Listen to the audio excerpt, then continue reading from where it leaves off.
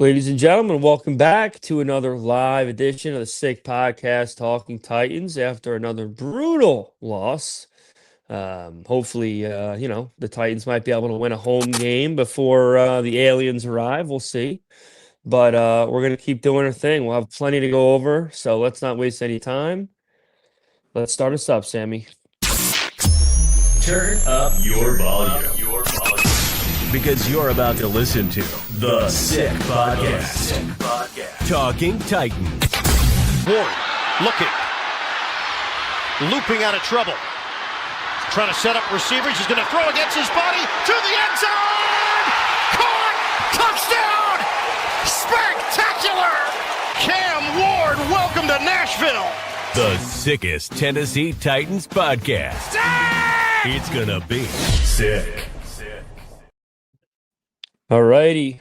Once again, ladies and gentlemen, welcome back to another live edition of the Sick Podcast Talking Titans. Before we get into our show, we'd like to do a special shout out to our great sponsors, starting with DraftKings. NFL fans, what's your favorite touchdown? For me, it's the next one. Or not. Or whenever there will be one for us. I don't know when that'll be. Because with DraftKings Sportsbook, an official sports betting partner of the NFL, every touchdown can bring you closer to cashing in, from first down touchdown score to anytime touchdown props, or the thrill of live in-game betting. Every snap is loaded with opportunity. Here's the best part. New customers bet just $5.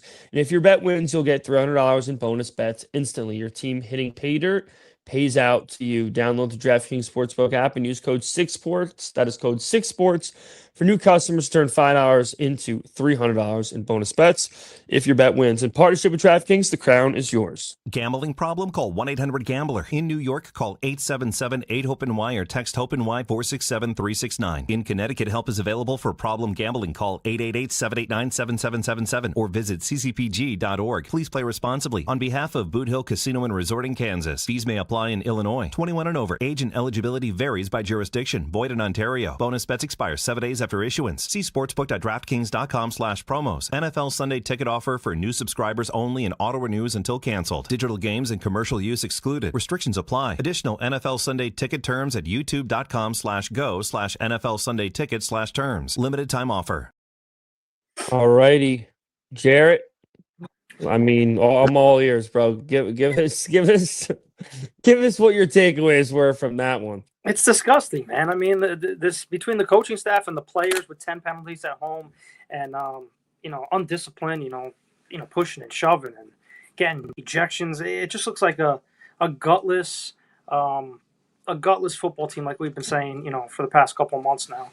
You have the owner there finally. I don't know if she's there every home game, but she made an appearance on the TV today that she was there. Hopefully, she sees podcasts like ours, and she sees the performance on the field by these players, and it's really like she needs to put her foot down and make a change, obviously, and the change will be coming. But today, I mean, if you think this was bad, just wait until next week. But we'll get into that. But Cam Ward has a ton of time to throw sometimes. Obviously going through his progressions, and we thought he was going to use his legs a lot more. With the last 2 weeks, he didn't do so this week. I don't know where that was until the fourth quarter. He had an 11-yard run. It seems like that would be it.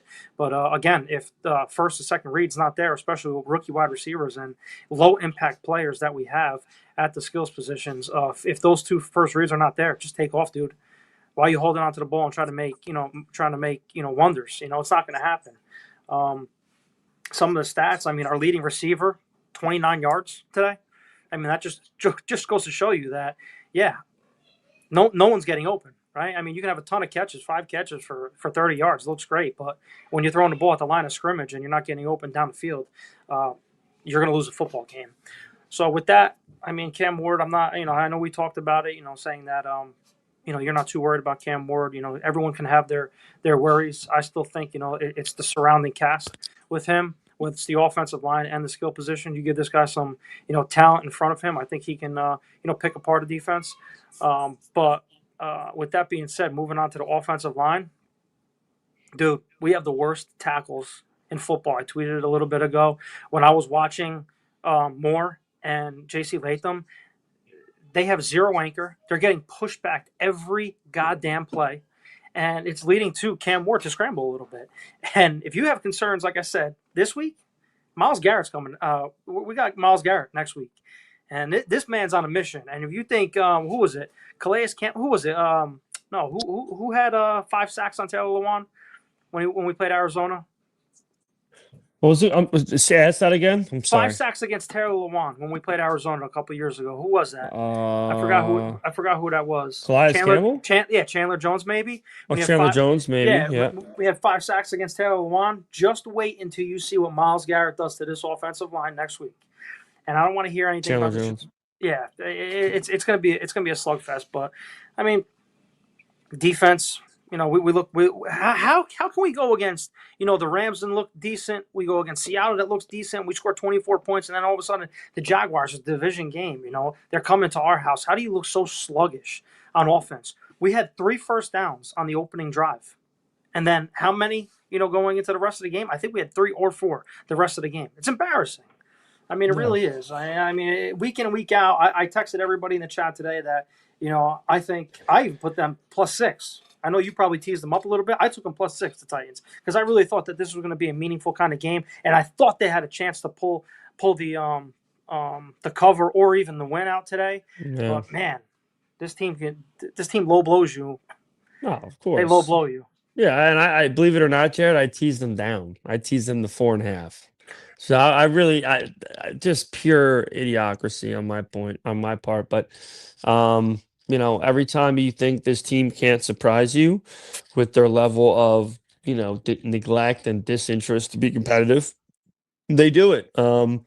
They're calling third down like sideline routes to get to be 2 yards away from the line of gain, to not go for it. Like I don't understand how this playbook is coming to fruition each week. But it's just it's as bad as it could possibly be, and it's so unfortunate that we're being robbed the opportunity to be able to see if Cam Ward's really worth it or not because of how bad this team is. Like at the end of the day, like as bad as Cam Ward is right now, it's just I don't understand how anyone can judge him properly with the level of neglect that this team shows, with the kind of product they put out there, the people in front of him, the guys calling plays. Mike McCoy is somehow worse than the guy that he replaced. I don't know how that's possible, but it really does seem possible. So I've already said Cam Ward was terrible today, and I'm going to continue to say it. He was terrible today. And part of my video in the car after the game was just mentioning how at this point they might really want to consider keeping Will Levis. I don't want people to look too much into that. So if you haven't watched that already, or you already did, don't get hell bent on that. I'm just saying, like, this kid looks like, great point was brought up today here. My dad said this kid's not a rookie. He's not, like, he's a rookie, but he's enough games into the season where there should be better play from him. Like, you shouldn't, like, he shouldn't be making these same mistakes where he's fumbling the ball and stuff. Of course, but like that, absolutely, that's all on him. But the supporting cast has to help him out. And when you have guys that can't get open, and the offense. Yeah, but Jared, he's missing wide open guys too. Of course, Jared. like we talked about. Kyle Manor on the sideline. Yes, and he turned them around. He turned them around. So who knows if that was supposed to be broken to the inside or outside? We don't know that. But yes, absolutely wide open. There was drops by Kyle Manor, another one. Like we got hell bent on him being wide receiver 1, and he had some key drops. Mason Kinsey a couple weeks ago, where we thought the ball was thrown to the sideline, kind of similar route with Kyle Manor today, where Mason Kinsey was turning around. He was looking for the post, and he was throwing the flag. So we don't know how. I mean, yeah, we can make judgment calls on anything, but with a supporting cast like this, I mean, I don't see anybody, doing good. So, I mean, that's the fairest point we can go with Cam Ward. But the mistakes of fumbling and not using his legs, we can all talk about that. Absolutely, he has to do better with that, and not holding out to the football, for nearly as long as when you have 4 seconds and you can't find somebody open, scramble and get the hell out of there, dude. Because the average time in the NFL to throw a football is what, 2.5 seconds? If that, 2.5 seconds. So if you're sitting there get your ass out and just go. Gain yards. Move the chains. Extend the chains like that. Dump it off to your receiver, like we said. But you're running back, but it's just been terrible. And with the comment, like I've been saying, J.C. Latham is a dumpster fire. But check on the left hand side too, because Dan Moore I would take his money, eat it, and put a brand new whatever you guys want, a fried what is it, the Nashville hot chicken stand. I'll buy 5 of them for the new stadium with his contract, because he's not worth a penny. That guy, what we thought he was, and that was another high risk of a signing that we did with him, where there's zero help. So that's the troublesome. Listen, what I think a lot of this fan base has trouble grasping, and it just seems like there's too much of a polar opposite. Like you're either, no matter what, Cam Ward can do no wrong, or you think Cam Ward has been a bust since before he was drafted. Like there doesn't seem to be any middle ground. There needs to be. Okay, that's what we got to focus on right now. You can still have 150% faith in Cam Ward in the long term and realize that, he still had a horrendous game and he should still be playing better at this point, despite the horrendous, surrounding cast that he has. Yeah. I mean, you're going to have, of course, Sammy and AC are going to put comments like this up. I guess you can have that. You can have those views, and it is what it is. It's impossible to make that assumption already, but that's besides the point. You can, but I'm going to interrupt you real quick. Sammy, throw that comment back up. Amy Adams needs to go. What is it? What is? All right, I'll get into that in a second. So Levis is better than Cam Ward. I mean, we could say all you want. Levis did have a better supporting cast his rookie year when he first started, right? We all can agree on that. So when people say Levis is better than Cam Ward, who is going to win with this current roster on the offensive side of the ball? The defense, I would think, has a slight edge, and it's not saying much at all. You have rookies all over the place helping rookies against 27-year-old to 32-year-old, vets that have been established already in the NFL, and these guys are just trying, to swim in the open waters right now, and they need help. All right, that's what I'm saying. Don't put all your criticism on this offense with Cam Ward and these guys. We have a very promising rookie class here. So going into next year, yes, if he's making the same mistakes, and we bring in guys like a Garrett Wilson, on a sign and trade deal, we bring in another wide receiver, we draft a wide receiver, or we draft, some help, the Oregon tight end in the second round or the third round, and we get Tate in a trade, and things happen in the offseason to build around. You've seen quarterbacks, rookie quarterbacks, and the regimes build around their rookie quarterbacks. They gave a ton of stuff to Tua. They gave a ton of stuff to Joe Burrow. They gave a ton of stuff to Jaden Daniels, C.J. Stroud. All these guys, they give a ton of stuff to. We have to just have our time right now. That's what I believe here. Yeah, no, I'm just laughing because my dad's pups here is trying to get in on the stream. He can get in there too. He can get in there too. His name is Brando, I imagine. That's a beautiful name. But yeah, I mean, one thing I can't stress enough about this whole situation is every week that they continue to just not give a shit, that this kid continues to fail, and it's wishy-washy up and down nonstop. It's just they better have an answer. They better have an answer. And I'm not going to be content with just, oh wait, you know what? I just forgot what I was going to say. I'm mumbling. Let's go back to the comment about Amy's got to go. Okay. Let's play devil's advocate. Okay. Amy Adams sells the team to Mark Cuban, whoever the fuck wants to buy it, right? Okay. So what is this person going to do? What are they going to do? I'll tell you what they're going to do. They're going to hire a coach, and that's it. That's all they're going to do. They're going to hire a coach. They're going to get the okay from the people that, they're either going to pick the coach themselves or let Mike Borgonzi and Chad Brinker do their jobs collectively and bring in a person. So this mindset that like Amy's selling the team, somebody coming in and they're going to do something like new and creative and different. No, the process is still going to be the process. New ownership comes in, they're going to pick a coach. So unless you don't have any faith in Amy giving the yes or no on whoever Mike Brink or Chad Brinker or Mike Borgonzi pick, because don't forget, they're going to be the people picking the coach. She can just veto it if she doesn't like it, which you would assume she's not going to do. So this constant comment that comes up, sell the team, it just doesn't make any sense, because like they could sell the team, the same process is going to happen. They're still going to try to find a coach to coach Cam Ward. Yeah.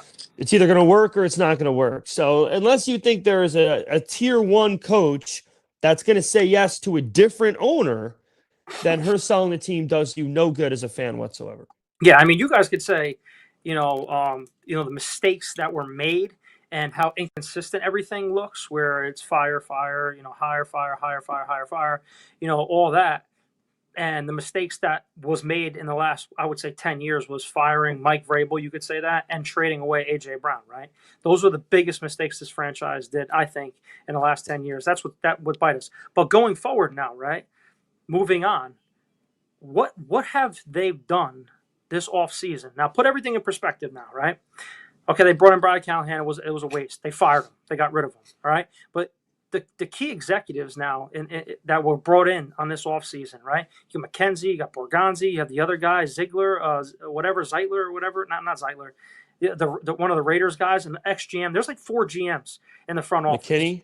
Yeah, whatever his name is, right? And then you got Brinker. So you have a 4-headed snake at the top, right? Who's really diving into scouts and really knows how to bring players in here, right? So there's that, how Amy put that team together, right? A great football-minded, executives, right?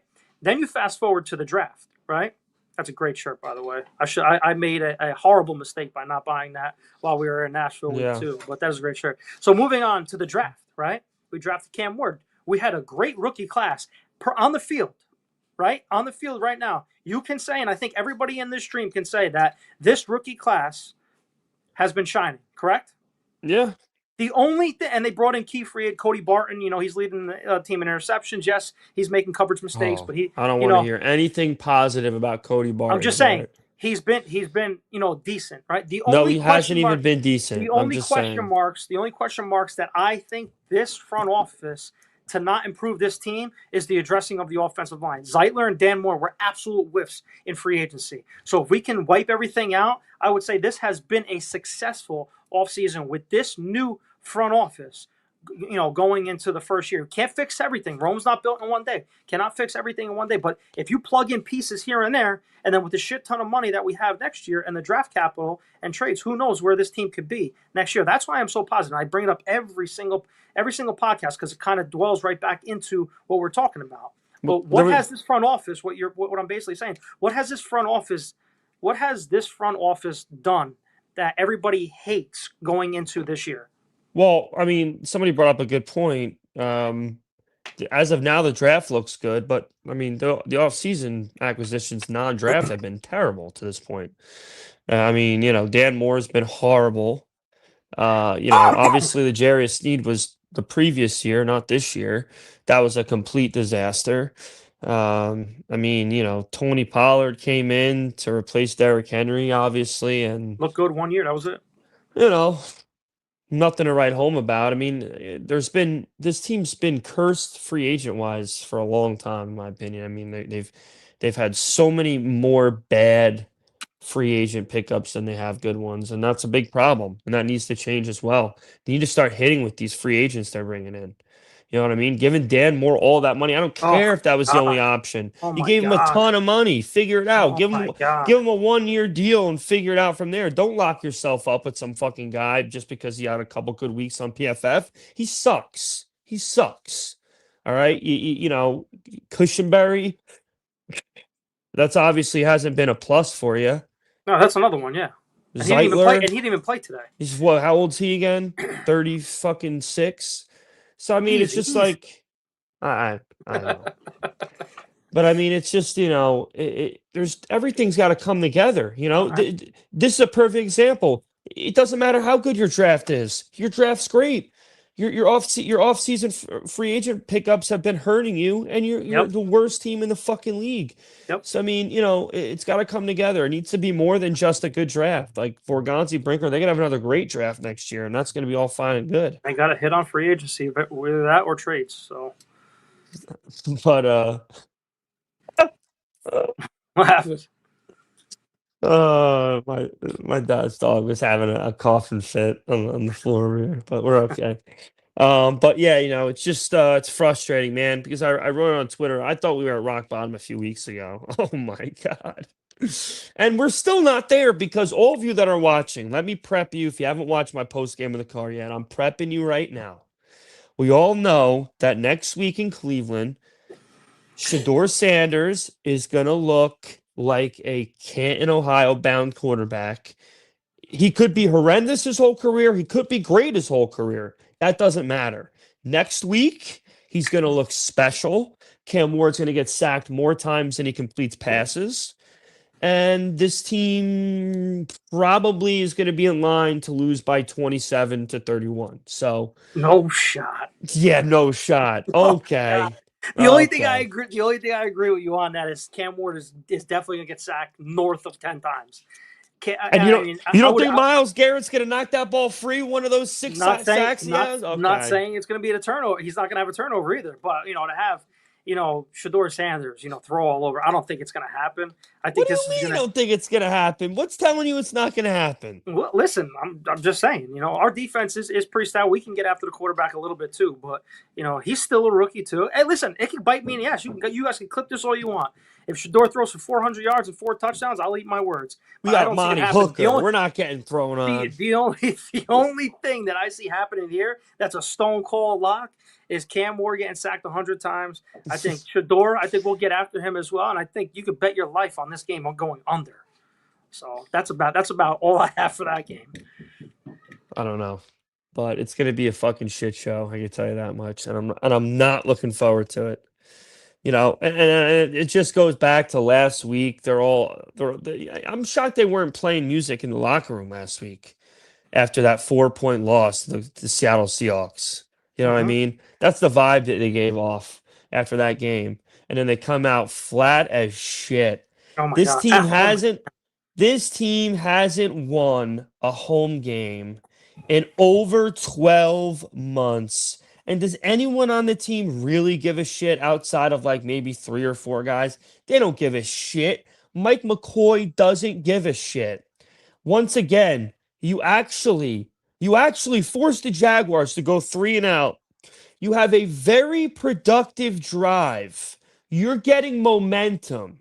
You have an opportunity to do one of 2 things: get a first down inside your own 15-yard line, or you're 0-0, giving the Jags the ball in your own end, and you decide to kick a field goal. Like, you really think you're going to go toe-to-toe with the Jaguars for a full 60 minutes? It's just pathetic. We all know they're not trying to win, but they couldn't care less about what they're doing to their young quarterback and the long-term effect it might have on them. And that's just going to continue to be the thing that angers me the most.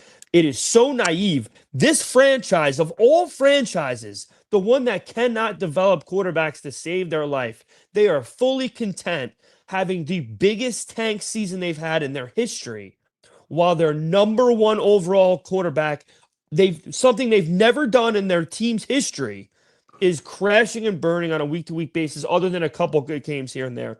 It just keeps me up, man, because once again, even if he's the guy, are we going to find out, Jarrett?